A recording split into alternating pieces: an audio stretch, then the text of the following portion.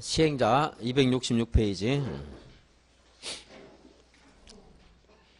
사업시행자는 다음의 자 중에서 지정권자가 지정한다. 지정권자가. 그런데 전부를 환지 방식으로 할 때는 5호나 6호를 사업시행자로 지정을 해야 됩니다. 좀 이따 다시 보겠고. 자, 공공시행자는 국가나 지자체, 그리고 공공기관, 정부 출연기관, 지방공사 이런 것들이 있고요. 다음 페이지에 5호. 도시개발구역에 있는 토지 소유자. 토지 소유자가 사업할 수 있습니다. 그리고 도시개발조합도 사업할 수 있고. 조합. 근데 조합은 세 번째 줄, 괄호의 세 번째 줄을 보시면 도시개발 사업의 전부를 환지 방식으로 시행하는 경우에만 행한다. 도시개발조합은 수용할 수 있습니까? 없습니까? 못합니다. 혼용할 수 있어요? 없어요? 혼용 못하고요.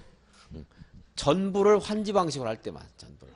그리고 전부 하는 말 있죠? 그러니까 전부 환지할 때만 조합이 될 수 있어요.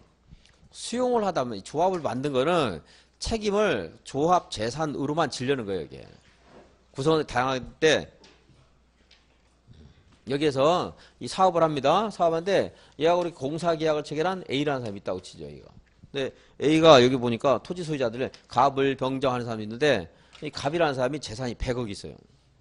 그럼 여기서 사업을 하면 이 사람들 공동으로 하게 되면 얘네들한 누구한테든 책임을 물을 수가 있습니다. 그걸 믿고 사업을 했는데 공사 내고 막 10억 밀려도 신난다고 공사를 했어요. 그랬더니 나중에 A한테 갑이라는 사람 청구했더니 우리 조합이 사업을 하는 거지 내가 하는 게 아니다. 그래서 조합 재산으로 이 사람은 이제 조합 재산에 대해서만 책임을 추궁할 수밖에 없는 거죠. 그래서 그리고 또 갑을 병정이 있는데 갑이 재산이 100억일 때 이 사업을 공동으로 동업을 하겠어요?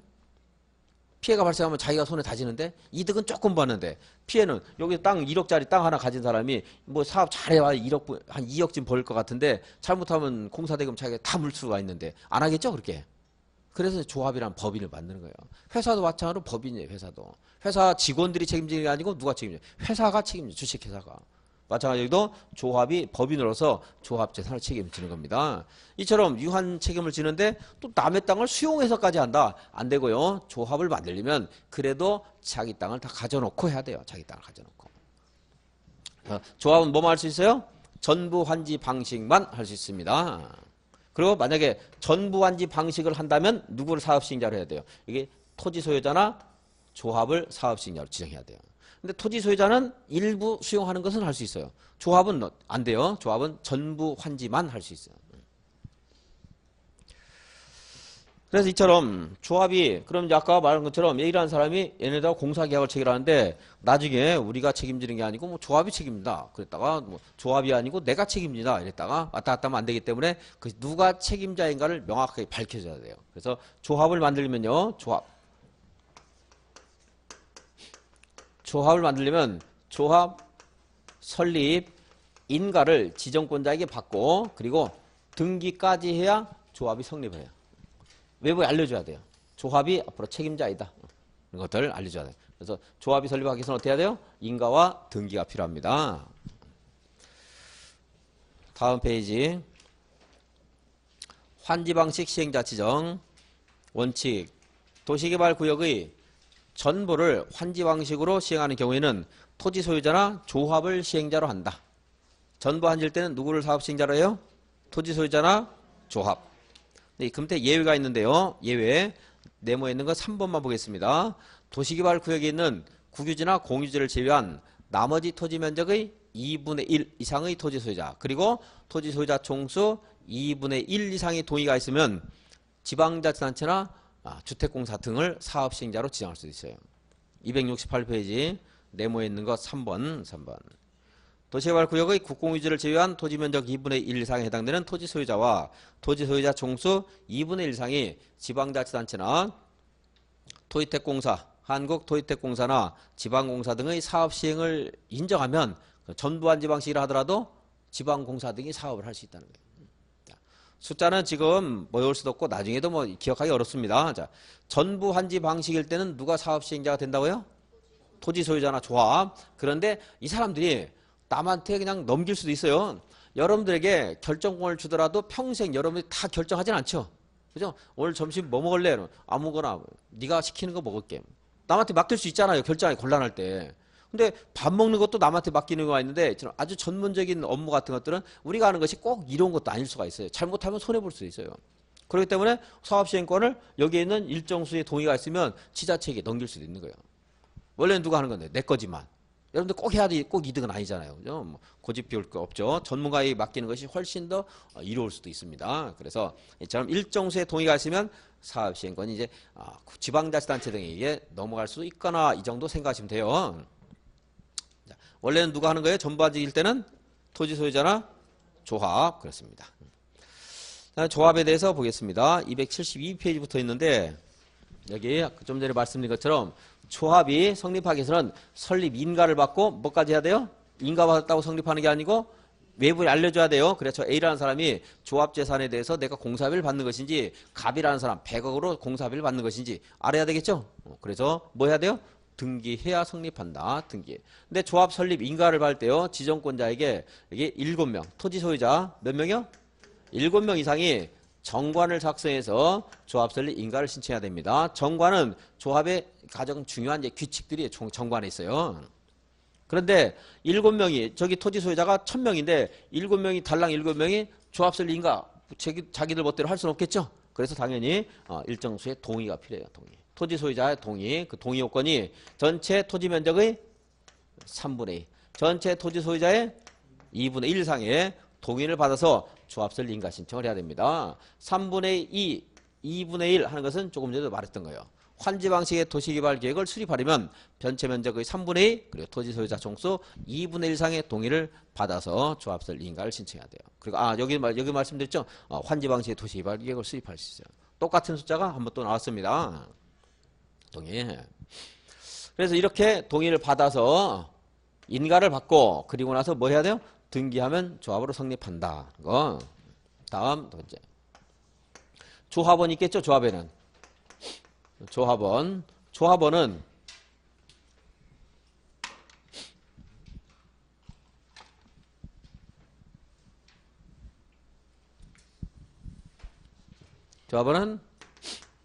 토지 소유자. 누가 조합원이에요? 토지 소유자가 조합원입니다. 건축물 수혜는 안 돼요. 토지 소유자.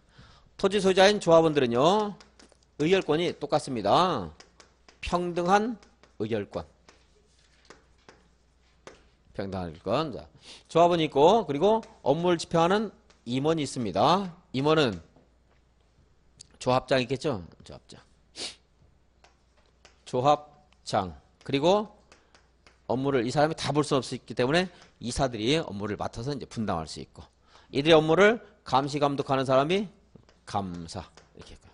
그리고 조합원들이 모두 참석하는 총회가 있고 조합원들이 너무 많을 때는 총회를 개최하는데 시간, 비용 낭비될 수 있기 때문에 이걸 대신 의결하는 대의원회가 있을 수가 있습니다. 같이 조합에는 일단 조합 설립은 일정 수의 동의를 받아 어떻게 해야 돼요? 설립 인가를 받은 다음에 등기를 해야 됩니다. 그리고 그 처음에 이제 정관을 작성해서 나서야 되는 사람 숫자는 7명 이상입니다. 7명 이상. 그리고 조합원은 토지 소유자인데요. 평등한 의결권을 가진다. 조합원들이 모여서 회의를 진행하는 게 뭐예요? 총회. 근데 조합원들이 너무 많으면 회의 진행이 더딜 수 있기 때문에 대의원을 둘 수가 있고요. 그리고 이제 조합의 업무를 담당하는 자들이 이제 임원이 있습니다. 그 임원들이 업무를 감시 감독하는 게 감사. 그러니까 얘는 업무를 구체적으로 집행하지는 않습니다. 감사는. 그런데 한번 업무를 집행할 때가 있어요. 얘가. 감사가. 얘네들과 조합장이나 이사가 조합과 무슨 이해관계가 걸려 있을 때 조합과. 조합장이나 이사가 공사계약을 조합과 얘네들이 건설회사 사장일 수도 있겠죠. 그럼 이제 자기가 자기 회사에 그런 공사를 이제 조합과 계약 체결할 때 그럴 때는 자기 회사 유리하게 조합 손해를 끼칠지 모르기 때문에 감사가 조합을 대표해요. 이제 또 얘네들하고 조합과 소송할 때 감사가 조합을 대표해요. 그러니까 본래 얘네들이 하지만 감사가 하는 경우가 있고요. 그리고 조합원은 누구나 어떻게 하고 있어요? 평등한 의결권 그랬는데요. 평등한 의결권인데 A가 세 필지의 토지를 가지고 있습니다. B는 작은 거 한 필지 가지고 있어요. 얘도 한 표, 얘도 한 표. 넓다고 해서 꼭 뭐 비싼 얘가 더 재산을 더 많이 가지고 있다고 뭐 볼 수도 없을 거고요. 많이 가지고 있어도 한 사람 취급합니다. 그리고 여기는 한 필지의 토지를 C와 D가 이렇게 공유하고 있어. 공유하고 있을 때는 공유하는 사람 대표자 한 명만 그 조합원 의결권을 가집니다. 공유하고 있을 때. 공유할 때는 몇 명이에요? 공유자 중 대표하는 자 한 명만 조합원 그 의결권을 행사할 수 있습니다. 그런데 공유를 하고 있는데 그것이 한 명이 아니고 여러 사람이 의결권 행사할 수 있는 예외가 있는데 보시면 여기에요. 집합 건물이 있어요. 아파트라든가 연립 같은 뭐가 있어요? 집합 건물.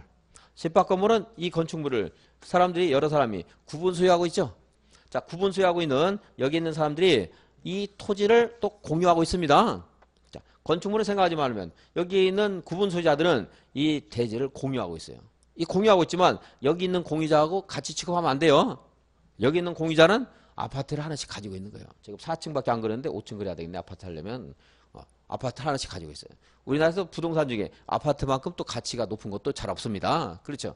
또 아파트를 가진 사람 여기 그냥 단순히 땅 가진 사람하고 같이 취급하면 안 돼요. 그래서 집합건물법에 따른 구분 소유자는 구분 소유자 각별로 의결권을 행사한다. 그러니까 본래 토지를 공유할 때는 어때요? 공유하는 대표자, 공유자 중 대표하는 사람 한 명만 의결권이 있지만 집합 건물을 구분 소유하고 있을 때는 이 구분 소유자들은 이 대지를 공유하고 있는 상태지만 구분 소유자 각별로 의결권을 행사한다는 거 아셔야 돼요. 의결권이 없는 사람도 있는데요. 조합원 중에 의결권이 없는 사람은 뭐 이런 사람 대표적으로 다른 여러 가지가 있지만 이런 상황이 있을 수가 있습니다. 여기를요 2라고 할까? 2 이것이 101호, 102호를 다 가지고 있었어요. 그런데 도시개발구역 지정하려면 아까 신문에 공고한다고 했죠. 그죠? 그럼 공고하고 이제 공람시켜요. 14일 이상 서류를 공고를 하게 되면 도시개발구역 지정은 아직 안 됐지만 지정하기 전이지만 도시개발구역 지정될 가능성이 높죠. 그때부터 권리를 행사하기 위해서 이것을 이제 구분소유권을 분할해서 나눠주는 경우가 있을 수가 있어요. 그 아들에게 나눠줬어요. 공남 공고일 후에 그러면 이것을 공남일 이후에 구분소유권을 분할해서 양도받은 자는 그 사람은 의결권이 없어요. 조합원이 되더라도 의결권이 없다. 저처럼 이것을 기억하시라는 게 아니고요. 조합원 중에는 의결권이 없는 자도 있을 수가 있다는 건 아셔야 돼요.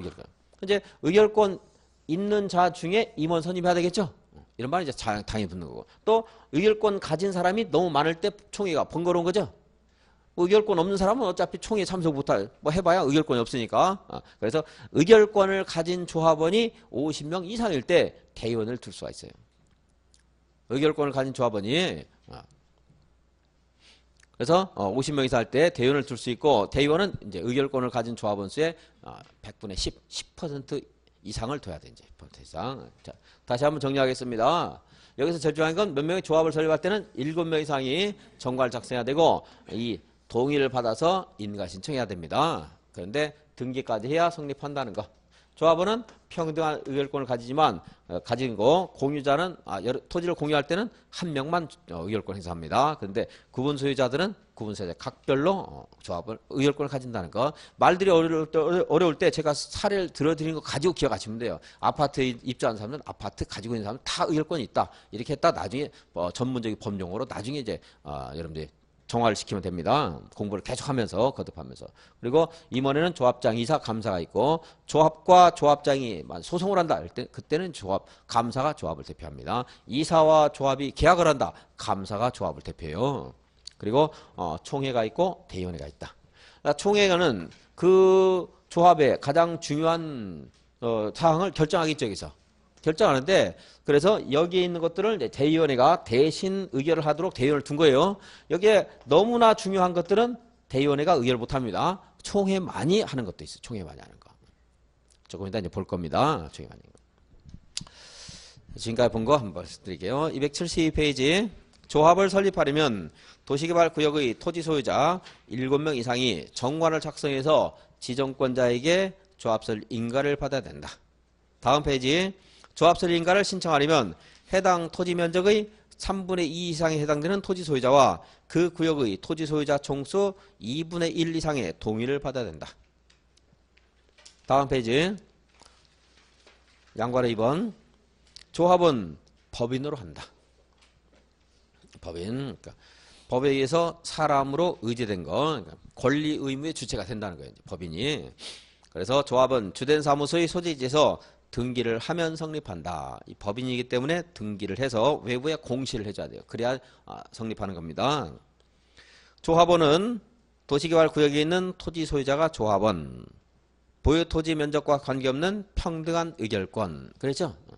그 밑에 네모 파란색 부분에 보시면 공유 토지는 공유자의 동의를 받은 대표 공유자 한 명만 의결권이 있고, 다만 집합건물법에 따른 구분 소유자는 구분 소유자별로 의결권을 가진다.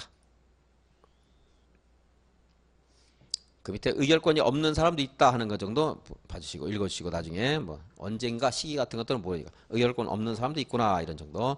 다음 페이지 임원, 조합장, 이사, 감사 하는 게 있고요. 동그라미 3번 조합의 임원은 그 조합의 다른 임원이나 직원을 경험하면 안 됩니다. 직무에 전념을 해야 돼요. 다른 조합도 조합원이 돼요. 다른 조합의 임원이나 직원도 안 돼요. 자, 오로지 하나 조합장이면 조합장, 이사면 이사, 감사하면 감사, 직원이면 직원. 그러니까 직원이 임원 안 돼요. 임원이 직원을 못한단 말은 못한다. 다른 조합에도 기웃거리면 안 되고요. 조합원의 임무 리을 조합장 또는 이사의 자기를 위한 조합과의 계약이나 조합장 이사의 자기를 위한 조합과의 소송에 관해서는 누가 조합을 대표해요? 감사가 조합을 대표한다. 임원 결격사유 이처럼 중요한 일을 하고 있는데 미성년자, 파산자 이런 사람이 임원 될 수 없습니다. 그리고 다른 조합에도 가 있으면 안 되는데 교도소에 가 있어도 안 돼요. 그래서 형 집행 종료 후 2년 경과하지 아니한 자 또는 집행유예 기간 중에 있는 자 이런 자들은 임원이 될 수가 없습니다.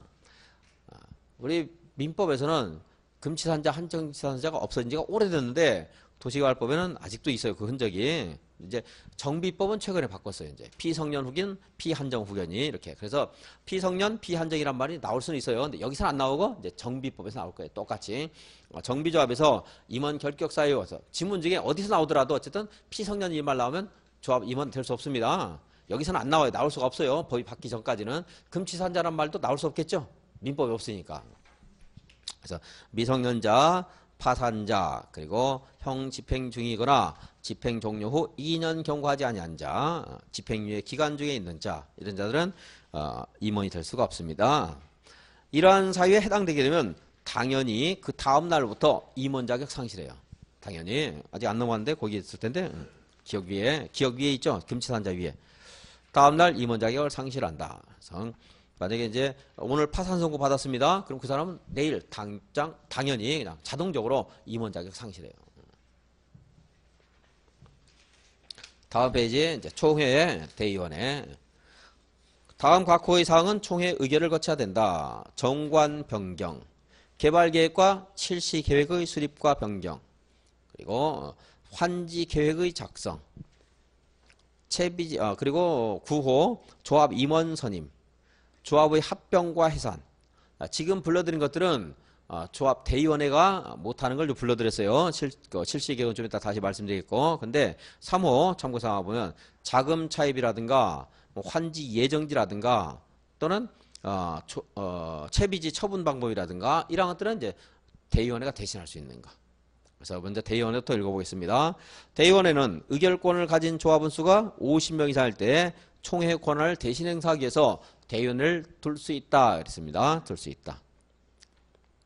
대의원은 의결권을 가진 조합원 총수의 100분의 10 이상으로 해야 됩니다. 그리고 총회 권한을 대신 행사할 수 있는데 네모에 거기 보시면 디귿에 총회 의결 사항 중 1호와 2호, 6호, 9호, 10호 사항을 제외한 총회 권한을 대신 행사할 수 있다. 1호가 뭐예요? 위에 올라가면 정관 변경. 2호는 2호 개발계획과 실시계획 수립 및 변경.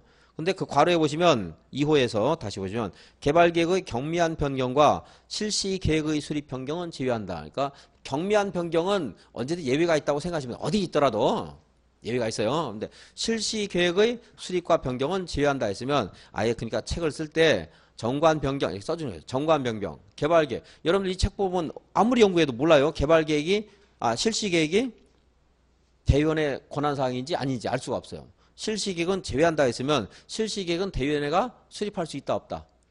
있어요. 실시계획 수립 변경은 제외 이렇게 괄호에 그래 놨죠? 안 해놨어요? 지금 2호는 대위원회가 의결 못한다 이래놓고 2호에 있는 것 중에 실시계획은 제외한다 그랬죠? 그러니까 실시계획은 대위원회가 할 수 있다는 거예요. 이렇게 어렵게 쓰지 말고 그냥 정관 변경, 개발 계획, 그리고 이제 6호가 뭐예요? 6호 환지 계획, 9호 조합 임원 선임, 10호 조합의 합병과 해산은 대위원회가 총회 권한을 대신 행사할 수 없다. 이렇게 써주면 얼마나 훨씬 더 깔끔하고 보기 좋을 텐데 이렇게 복잡하게 해놨네요. 자, 그래서 총회가 이제 권한을 대신 행사할 수 있는 것과 대신 행사 못하는 것이 있다. 그랬습니다. 한번 보겠습니다. 그래서 오늘은 두 개만 외울 거예요. 두 개. 자, 지금의 우리가 도시개발법에서 계획이 세 가지 나왔어요. 개발 계획, 또 실시 계획, 또 이제 수용 방식에서는 토지를 이렇게 개발을 하고 나면요, 어떤 용도로 언제쯤 누구에게 공급할 것인가는 공급 계획을 수립해야 돼요. 근데 이것은 별로 중요하지 않고 지정권자에 제출만 하면 돼요. 환지 방식에서는요, 이렇게 조성된 토지를 누구에게 나눠줄 것인가는 환지 계획을 또 수립해야 돼요. 조합은 여기하고 상관없죠. 조합은 무슨 방식만 할 수 있다고 했죠?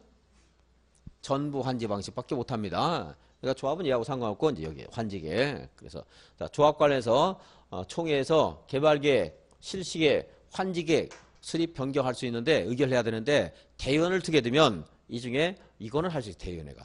이건 뭐예요? 무슨 일정? 공사. 이건 뭐예요?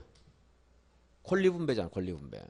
여러분들이 무엇인가 둘 중에 하나 누군가 맡길 수 있다면 뭘 맡기겠어요? 공사 일정을 맡겨요? 땅 처분하는 거 맡기겠어요? 이거 맡기고 언제 시작해서 언제 끝나는가? 내 땅을 내가 받는 데 있어서 내가 결정권을 간섭할 수 있어야 되지. 여기 있는 남한테 맡기면요, 제일 쓸모없는 땅 뭐 몇 평 주고 안 되겠죠? 그래서 관지계획은 어디서 해야 돼요? 총회에서만 해요. 총회에서. 실시계획은요, 공사 일정이기 때문에 사실적인 업무 수행이에요. 단순하게. 그래서 이건 대위원회가 할 수 있습니다. 그리고 또 무슨 계획이 하나 있어요? 대위원회가 못하는 것 금방 읽어. 계획을 지금 세 가지 금방 읽어드렸는데 개발계획, 실시계획, 환지계획. 그죠? 이건 할 수 있다고 대위원회가. 이건 할 수 있으면 개발계획은 할 수 있어요 없어요? 대위원회가? 할 수 있어요 없어요? 그럼 한번 지그스를 보고 한번 읽어보시죠. 대위원회는 총회 의결사항 중 1호와 2호 등은 2호 등을 제외한 것을 할 수 있다. 그러니까 2호는 할 수 있는 거예요 없는 거예요? 없는 거죠? 그 없는 거에서 제가 읽어드렸잖아요. 2번 개발계획, 실시계획은 할 수 있고 개발계획 못한다고 했죠? 자, 그래서 지금 오늘 여러분들 두 가지는 외울 수 있겠죠? 개발계획과 환지계획은 대위원회가 할 수 있는데 할 수 없는데 실시계획은 대위원회가 의결을 할 수 있습니다. 또 자꾸 들으셔야 돼요. 그래서 그냥 외우면 나중에 다 잊어먹게 돼요. 자, 다시 또 설명드릴 때 그래서 그냥 듣고 스토리를 자꾸 들으셔야 돼요. 여러분들은. 스토리를 듣다 보면 이해가 될 수가 있어요. 이야기를. 그런데 개발계획은 누가 수립하는 거예요? 이거? 혹시 아세요? 이거 누가 수립하는 거예요? 개발계획? 혹시 아세요? 제가 강의 안 했어요? 도시개발구역을 지정하려면 지정권자는 미리 도시개발계획을 수립해야 된다. 지정권자가 수립하는 겁니다. 개발계획. 실시계획은 누가 수립하는 거예요? 사업 시행자가 수립하는 겁니다. 이제 공사 일정이기 때문에. 환지계획도 이제 사업 시행자가 수립을 해요. 그런데 여기 지정권자가 이걸 수립한다고 했는데 또 조합이 무슨 또 도시개발 계획을 수립한다, 변경한다 이 말인데 그것도 이제 여러분들 이해를 하셔야 돼요. 그래서 공부를 하다 보면 이게 도대체 무슨 건가 알아야지 나중에 여기가 쉬운 거야. 알아야지. 모르면은 그냥 외웠다 잊어먹어요. 개발계획을 지정권자가 수립하지만 시행자가 사업 시행 과정에서 개발계획이 현실에 안 맞을 때는 개발계획을 제출할 수 있어요. 수립해서. 그럼 또 시행자 앞으로 여기서 사업하는 것은 환지가 됐던 수용이 됐던 사업을 하는 것은 구체적으로 사업 시행자가 하죠. 처음에 세웠던 개괄적인 추상적인 계획이 변경될 수 있어요. 나중에 사업하다가. 그러지 않겠습니까? 뭐 인구 수용 계획 10만 수용 계획 세웠는데 인구가 그렇게 안 오게 되면 또 사업하는 과정에서 변화가 있을 수 있잖아요. 그래서 도시개발 계획을 사업 시행자가 이제 지정권자에게 제출하면 그것을 고려해서 변경할 수 있어요. 이제 사업 시행자가 최종적으로 결정하는 것은 사업 시행자가 하는 거예요. 개발 계획. 근데 조합에서도 개발 계획을 이처럼 또 수립하거나 변경하는 경우가 있어요. 이제 그럴 때 어디서 해야 돼요? 꼭 어디서 해야 된다? 총회에서만 해야 된다. 총회에서만. 그래서 계획은 다른 것들은 지금 물어다도 계획은 세 가지 중에 가운데 있는 것만 대의원이 할 수 있어요. 양 끝에 있는 제일 중요한 두 가지는 대의원이가 못합니다. 자, 조합은 경비부담. 조합은 그 사업에 필요한 비용을 조성하기 위해서 정관이 정하는 바에 따라 조합원에게 경비를 부과 징수할 수 있다. 근데 경비를 제때제때 내지 않는 사람도 있겠죠. 그럴 때는 이제 시장 군수 구청장에게 경비 징수를 위탁할 수 있어요. 다음 페이지 4번. 조합은 부과금이나 연체료를 체납하는 자가 있으면 대통령령이 정하는 바에 따라 별 시장 군수 구청장에게 징수를 위탁할 수 있다. 시켰으면 당연히 신분호값 줘야 돼요. 그 밑에 세 번째 줄. 징수한 금액의 100분의 4에 해당되는 수수료를 지급해야 된다. 100분의 4 지급해야 됩니다. 징수한 금액. 다음에 실시계획. 시행자는 도시개발 사업에 관한 실시계획을 개발계획에 맞게 작성해야 된다. 이 경우 실시계획에는 무엇이 포함돼야 돼요?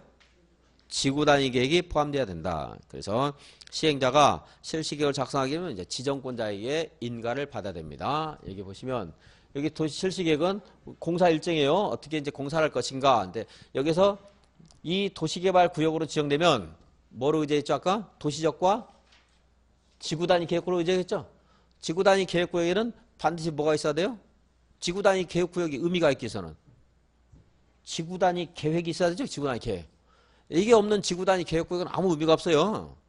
지구단위 계획구역은 지구단위 계획이 있어야 되는데 앞으로 여기에서 어떠한 방식으로 도로를 설치하고 어떠한 건축물을 건축할 것인가 하는 것 계획은 사업 시행자에게 다 넘겨져 있습니다. 그래서 이 실시 계획에 지구단위 계획이 포함이 돼야 돼요. 그럼 지구단위 계획에는 뭐가 있는 거예요? 지구단위 계획에는 용, 건, 용, 이 기반시설에 관한 사항이 지구단위 계획이 있어야 되는데 이러한 것들을 사업 시행자가 재량해서 결정할 수 있다는 거예요. 이제 건축물의 용도, 용적률, 건폐율 그리고 높이 하는 것들 기반시설은 어디에 어떠한 규모로 설치할 것인가 그 시가지를 만드는 것은 이제 전적으로 시행자가 앞으로 이제 진행을 할 겁니다. 실시계획은 이건 여기서 시험에 나오는 게 아니고 우리가 국토계획에서 공부한 거 말씀드린 거예요. 자, 실시계획이 뭐가 포함돼야 돼요? 지구단위 계획이 이제 포함돼야 됩니다. 이거 한번 보시죠. 그럼 여기가 양산이고 도시개발 구역입니다. 여기에 이제 지구단위 계획이 2월 5일에 수립돼서 인가받고 고시를 했습니다. 근데 양산시에 이렇게 이곳에 기존의 지구단위 계획구역이 있을 수도 있죠. 이게 1월 5일 날 지정이 됐어요. 그래서 여기에도 지구단위 계획이 있고 여기에도 지구단위 계획이 있고 여기는 서로 다른 내용이 중복될 수 있겠네요. 그렇죠? 이렇게 겹칠 때 그러면 1번 1월 5일 2번 2월 5일 1번과 2번 중에 뭐가 우선해요? 얘하고 얘가 누가 우선해야 돼요? 얘가 우선해야 돼요. 얘가.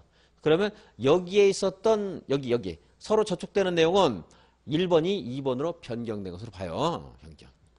여러분들은 공법책이 해마다 바뀌는데 1년에도 해마다가 아니고 1년에도 바뀌어요. 제가 유학집 될 때는 또 바뀌어 있어요. 여기 있는 것 중에 뭔가 작년 책으로 공부해야 돼요? 올해 책으로 공부해야 돼요? 올해 책으로 공부해요. 올해 책으로. 나중에 있는 걸로. 신법 우선 원칙. 계획 똑같은 계획일 때는 나중에 만든 계획이 우선한 거예요. 얘도 지구단위 계획에 분명히 그럼 기존의 내용과 다른 지구단위 계획이 그 위에 고시가 되면 당연히 나중에 만든 계획이 우선하는 겁니다. 신법 우선 원칙이고 먼저 실시계획에 지구단위 계획이 포함돼야 된다. 다음 페이지 279페이지 2번 실시계획을 고시라면 고시한 내용 중 국토계획법에 따라 도시군관리계획으로 결정해야 되는 사항이 결정해야 되는 사항은 도시군관리계획이 결정되어 고시된 것으로 본다. 그중에 지구단위 계획이 대표적이겠죠. 지구단위 계획이 이제 고시가 되면 국토계획법에 따른 지구단위 계획이 고시된 것으로 봅니다. 이 경우 종전의 도시군관리계획은 이 결정된 종전의 도시군 관리계획으로 결정된 사항 중 지금 말한 2월 5일 날 고시된 내용에 저촉되는 사항은 2월 5일에 고시된 내용으로 변경된 것으로 본다. 그러니까 새로 만들어진 것이 우선하는 거예요. 당연히. 이 말은 법에 없어도 너무 당연한 거예요. 새로운 규칙이 우선하는 겁니다.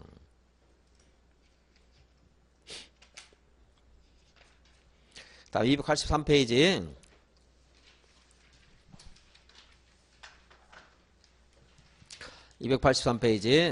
사업방식이 준 환지방식. 환지방식은 1번 대지로서의 효용 증진. 그것만 기억을 잘 해주시면 돼요. 대지로서의 효용 증진. 하려고 하다 보니까 어떻게 아까 삐뚤삐뚤했던 경기를 반듯하게 했죠. 하다 보면 남의 땅을 내가 가져오고 내 땅을 남에게 주고 이런 것도 있겠죠. 또 형질 변경도 좀 해야 되겠죠. 그랬을 때 효용이 증진되죠. 그래서 대지로서의 효용 증진과 공공시설 정비를 해서 토지를 교환, 분합, 그 밖에 구획을 변경하거나 지목이나 형질 변경을 하는 것.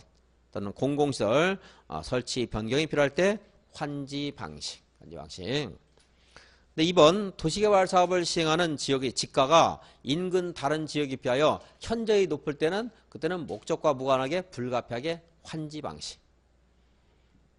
땅값이 너무 비싸면 수용해서 사업을 하기에 부담될 수 있죠. 환지, 그냥 땅을 조성된 토지를 일부 나눠주는 환지 방식 할 수가 있습니다.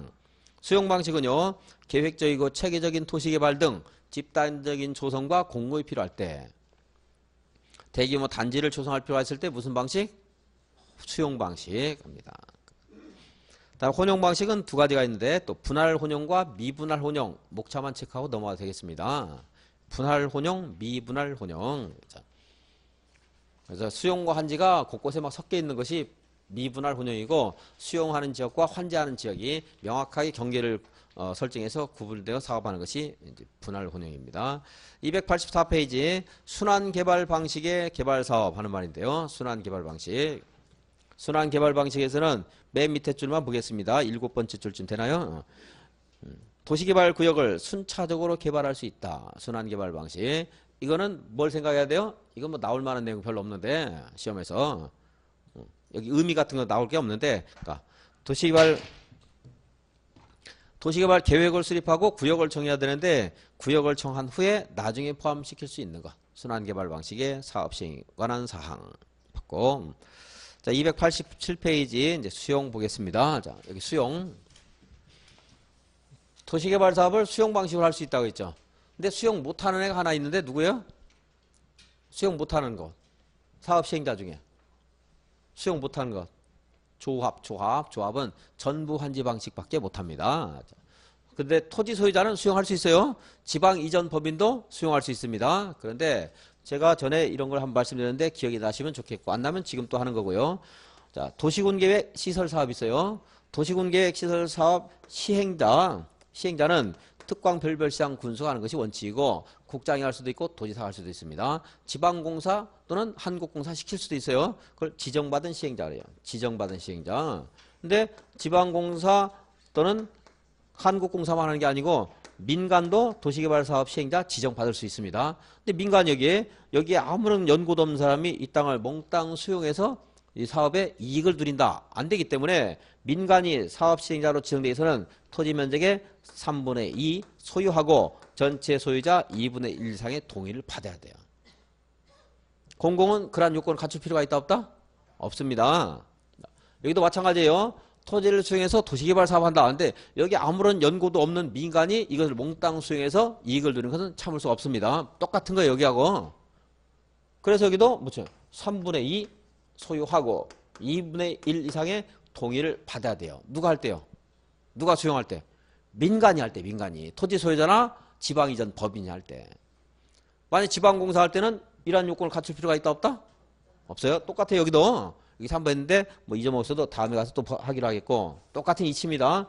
여기 사업시행자 지정되면 나중에 필요한 토지 수용할 수 있어요. 그러니까 여기서 사업시행자 지정요건 하는 말이나 여기서 민간이 토지를 수용하기 위한 요건이나 똑같은 말이에요.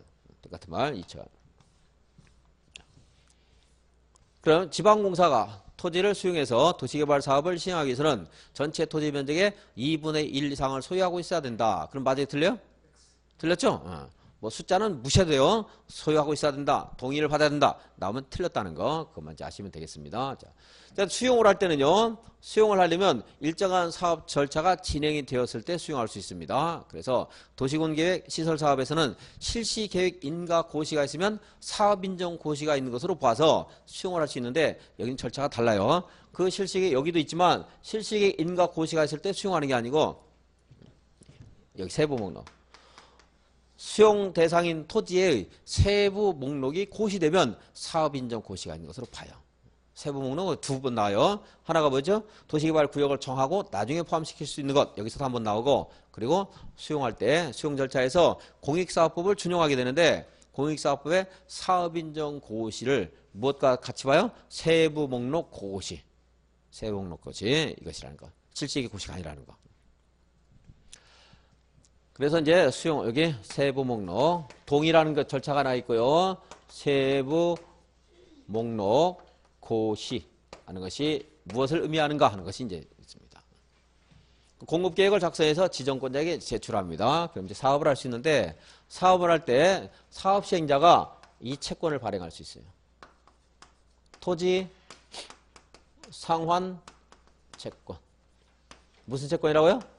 토지 상환 채권. 자, 토지를 수용했습니다. 그럼 보상금 줘야 되죠. 매수하면 또 매수 대금을 줘야 되고 그리고 수용했을 때 보상 대금을 줘야 되는데 돈을 주다 보면 사업 경비가 부족해서 사업을 진행하는데 차질이 있을 수가 있기 때문에 좀 그런 것들을 조금 완화시키기 위해서 지금 줘야 되는 돈 대신에 나중에 주겠다고 약속하는 게 채권입니다. 근데 나중에 이자를 붙여서 돈을 주는 게 아니고 토지로 상환하겠다고 약속하는 채권, 토지 상환 채권. 여기 있는 토지를 수용했습니다. 수용했으면 어떻게 해야 돼요? 돈을 줘야 되는데 돈을 안 주고 나중에 조성되는 대지로 갚아주겠다. 이게 뭐예요? 토지 상환 채권. 근데 토지 상환 채권을 너무 많이 발행하면 문제가 있어요.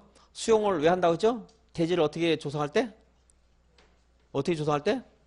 대규모로 집단적인 조성할 때 수용한다고 했죠. 근데 여기 있는 토지 소유자들에게 전부 토지 상환 채권 발행해서 다 주고 나면 집단적인 대지 조성이 또 안 돼요. 그래서 이 토지 상환 채권은 조성된 대지나 또는 건축물 면적의 2분의 1 초과하면 안 됩니다. 전체 얼마 이내? 2분의 1 이내. 사업 시행자가 발행하는데요. 사업 시행자 중에 또 혹시 중간에 부도내거나 또 일부러 사업을 또 뭡니까? 부도내고 도망갈 가능성이 있는 자, 사업이 실패할 가능성이 있는 자, 누구예요? 저기 사업 시행자 중에서. 민간이죠, 민간. 민간 혹시 중간에 약속을 안 지킬 가능성일 때는 항상 뭘 받아야 돼요? 보증. 민간의 경우에는 지급 보증 받아야 돼요. 지방공사는 토지 상환 채권을 발행하려면 지급 보증을 받아야 된다. 그럼 맞아요, 틀려요? 틀렸죠? 여기뿐만이 아니고 공부를 안 했어도 어디서 나오더라도 다 똑같다고 했어요, 제가. 이행보증금, 지급보증, 보증이라는 것은 공 붙은 애들하고 어울리지 않습니다. 토지상환채권, 그리고 이것은 기명식으로 발행해야 됩니다. 무슨 식? 기명식. 이 토지상환채권 명부에 그 주인의 인자, 권리자의 이름 등의 그런 그 내용이 다 기재되어 있어요. 권리자가 누구인가 하는 것이 여기 기재된 것이 기명식 증권, 기명식. 무기명식 증권이라는 것은 무기명식은 여러분들이 잘 아는 것이 뭡니까? 백화점 상품권 이런 것들은 무기명식이에요. 그것도 가지고 있는 사람이 권리행사하면 돼요. 근데 기명식은 여기 이름이 기재된 사람이 권리행사하는 겁니다. 이건 재산이기 때문에 팔아도 돼요. 남한테 넘겨도 되는데 넘길 때는 양수받은 사람이 이름이 여기 기재가 돼요. 안 그러면 권리행사를 못해 자기가. 그것이 뭐예요? 기명식 증권입니다. 기명식. 다음에 원형지. 원형지는 이게 토지를 형질 변경을 통해서 잘 조성하는 게 아니고 그냥 원래 수용할 당시의 토지로 그대로 공급받는 자에게 이렇게 넘기는 것. 이것이 원형지.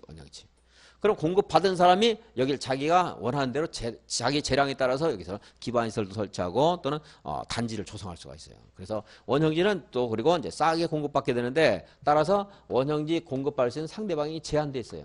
아무나 받는 게 아니고 제한돼 있고 전체 면적의 3분의 1 이내로만 공급해야 되고 상대방이 제한돼 있습니다. 국가라든가 지방자치단체처럼 원형지 공급받는 자는 제한돼 있어요. 또 아까 싸게 받았기 때문에 이걸 함부로 중간에 팔아먹으면 안 돼요. 돈벌이 목적으로 해서 이걸 공급받은 자가 공장을 짓겠다고 원형지 공급받았어요. 그럼 공장을 짓고서 자기가 사업하도록 국가에 혜택을 줬는데 이걸 팔아서 뭐 매매 차익을 노린다. 안 되겠죠? 그래서 원형지는 일정한 법이 정한 기간 동안 전매가 금지가 돼요. 원형지. 그리고 이제 선수금. 선수금은 토지를 조성해서 이렇게 공급합니다. 공급하면서 그 대가로 받는 것이 이제 대금이죠. 토지 대금. 근데 이때까지 기다리지 않고 또 사업 경비를 좀 미리 충당할 수 있도록 해서 나중에 공급하기로 약속하고 토지 대금의 전부나 일부를 미리 받는 것이 선수금. 선수금. 민간과 공공이 있는데 누가 요건이 까다롭겠어요? 민간이 까다롭겠죠? 보증서를 누가 제출한다고요? 민간. 다 아시죠? 이제 말 안 해도 미리 알잖아요. 이제 공공기관 보증서 제출 안 합니다. 그래서 보증서는 민간만 제출합니다. 선수금 받기 위해서 이러한 것들을 다 받거나 발행하려면 지정권자 승인 받아야 돼요. 누구 승인? 지정권자 승인. 이렇게 한꺼번에 봐야 돼요. 여기서 읽고 여기서 읽고 여기서 읽고도 어디 있는가 생각도 안 나고 그러니까 한꺼번에. 자, 선수금, 원형지, 토지상환채권. 이게 지금 무슨 방식에 나왔죠? 도시개발 사업의 수용 방식에서 나왔습니다. 수용 방식. 수용 방식에 나왔고 수용 방식에서 이걸 발행하거나 선수금을 받으려면 지정권자의 승인을 받아야 됩니다. 계속 지정권자가 나왔죠? 지정권자. 근데 여기 이제 환지계 이것은 지정권자가 아니고 조금 이따 보겠는데 이제 구청장 승인을 받아야 되고 또 나중에 절차 끝나고 나서 도시개발 채권이 있는데 그 이제 행정안전부 장관 승인 받아야 되는 게 있어요. 그거 아니고 두 가지 말고는 다 지정권자 생각하시면 돼요. 지정권자. 준공 검사도 누구한테 받아야 돼요? 지정권자에게 준공검사 받아야 돼요. 수용 관련 거. 여기까지 봐야 되겠네요. 자, 수용. 여기까지 보고 10분 쉬겠습니다. 이렇게 이러한 과정을 통해서 토지를 조성했습니다. 이렇게 너무 많이 토지상환채권 발행하면 안 되죠. 그래서 공급할 때 공급의 제1원칙은 경쟁입찰.